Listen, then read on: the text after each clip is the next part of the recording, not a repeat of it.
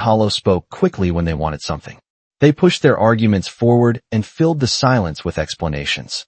Rowan did none of that. He simply waited.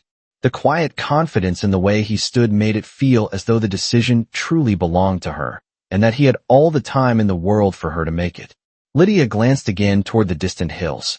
The faint glow of Gray Hollow looked smaller now, barely visible beyond the rolling fields covered in white snow. For a moment she imagined turning around and walking back across those miles.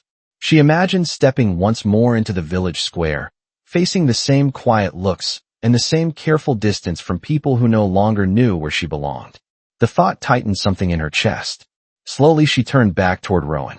"If I step into that forest," she asked quietly, "what happens to me?" Rowan looked past her briefly toward the hills where the night remained still and silent now that the distant howls had faded. When his gaze returned to her, his expression carried the same steady certainty as before. "You stop running," he said simply.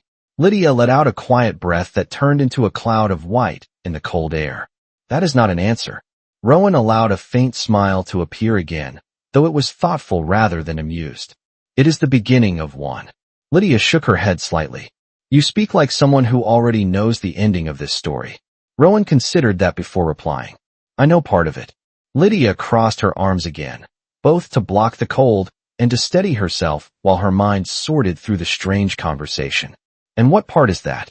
Rowan looked at her in silence for a moment that felt longer than the others.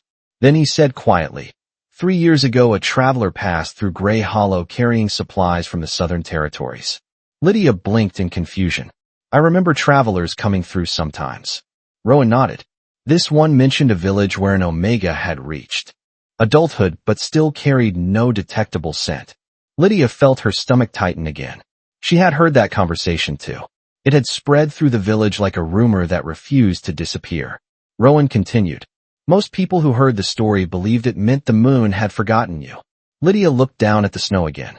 "That is